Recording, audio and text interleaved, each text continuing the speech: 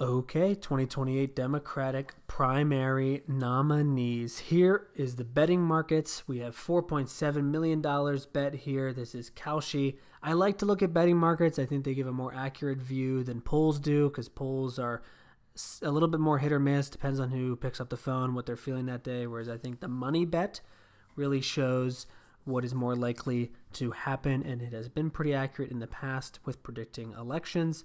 The first thing that jumps off to me is we have a vast field here in the betting markets. A lot of names, a lot of big names.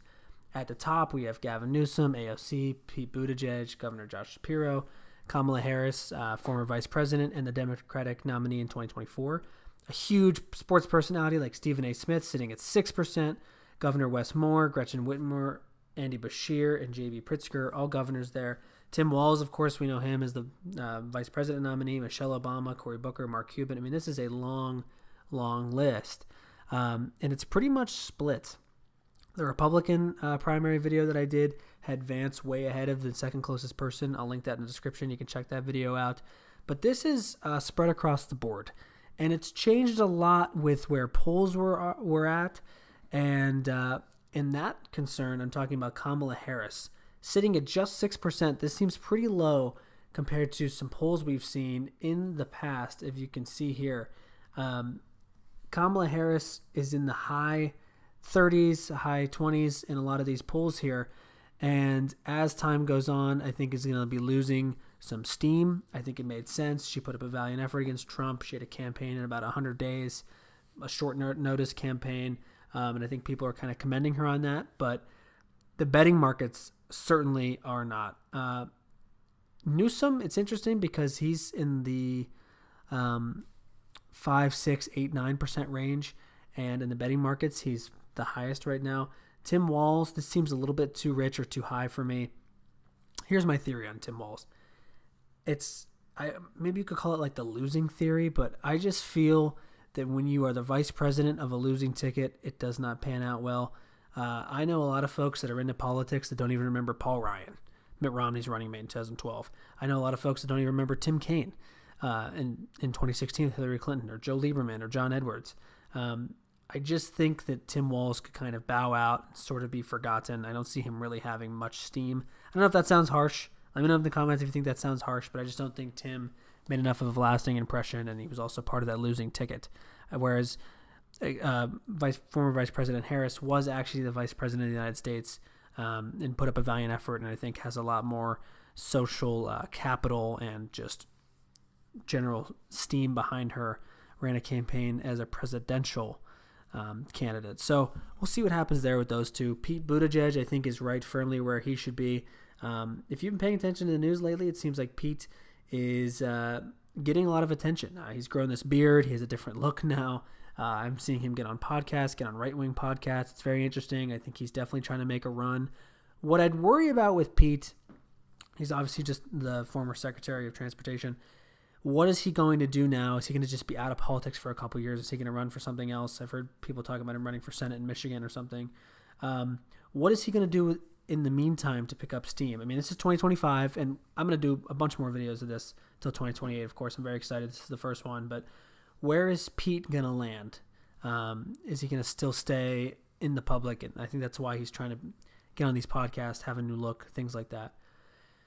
Josh Shapiro, I think, is definitely set up for success. I think he'd be a strong pick for the Democrats here at 7%, the fourth highest odds. I think that makes a lot of sense. I think it starts with first, he won Pennsylvania by a very large amount in 2022 to become the governor. He's been extremely popular. There was a lot of thoughts that Kamala Harris would pick Josh Shapiro to be her vice president in the 2024 election. What I heard, this is some controversial opinions here, was maybe the Jewish heritage of Josh Shapiro.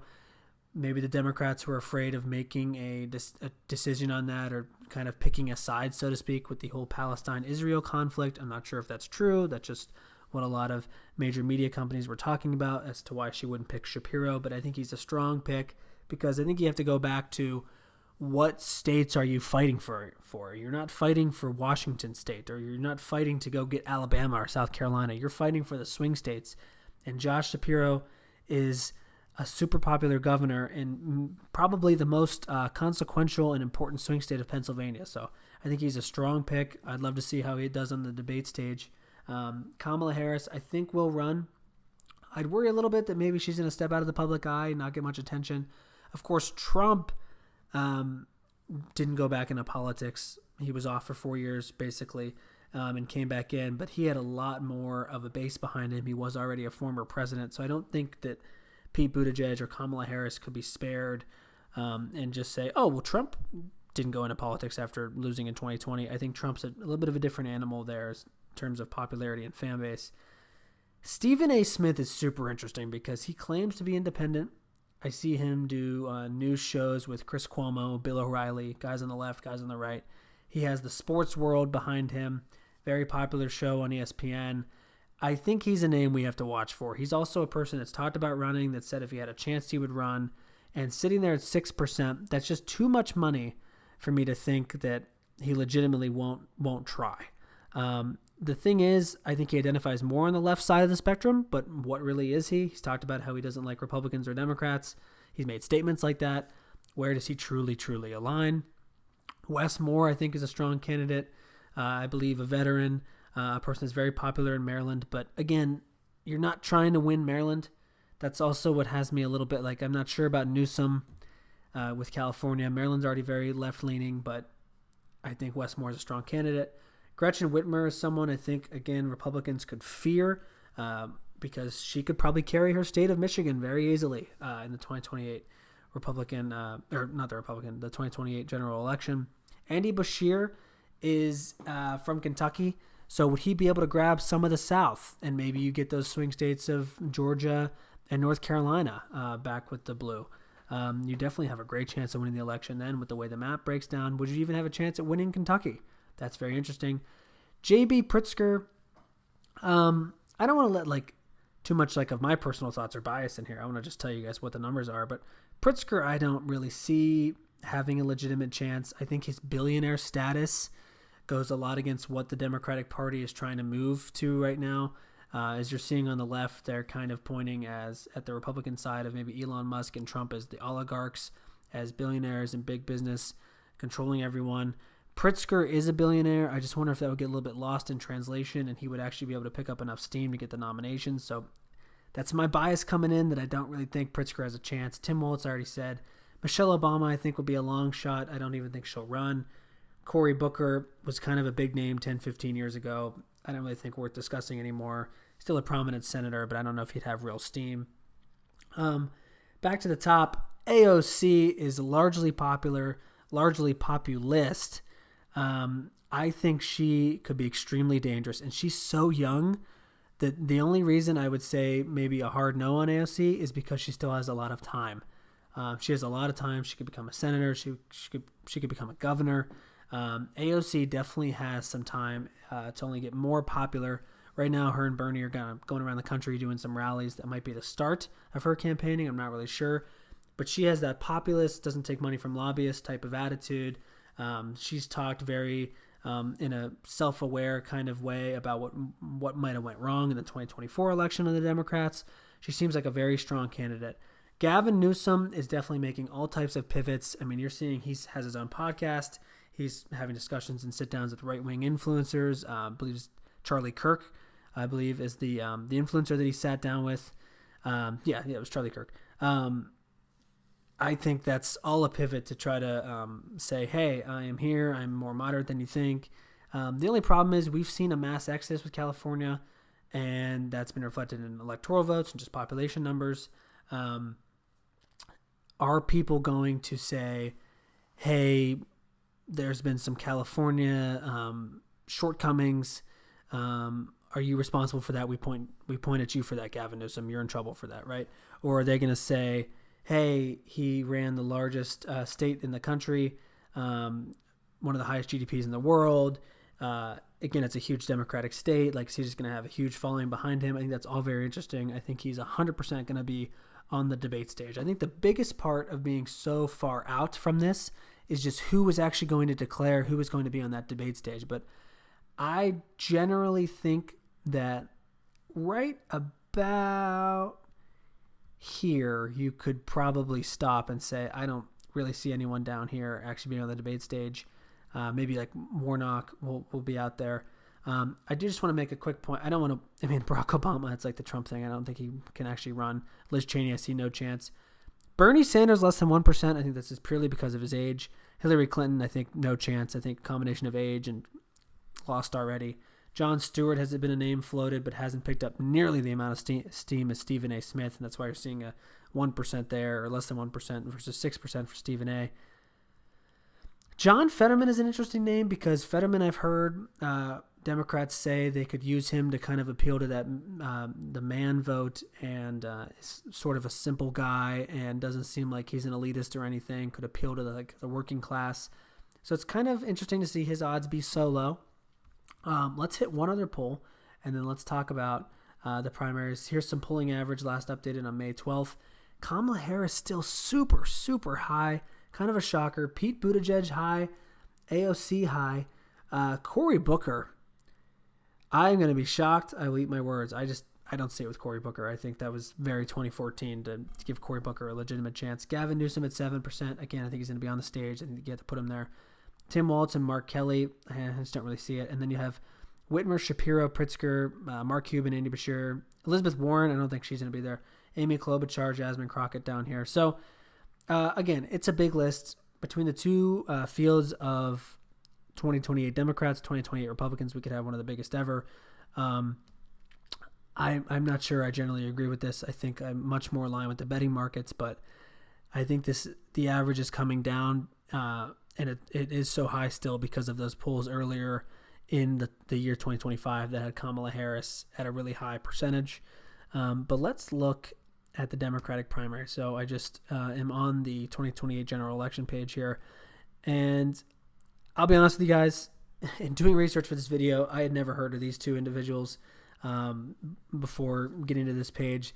So I would not worry about them. No disrespect to them.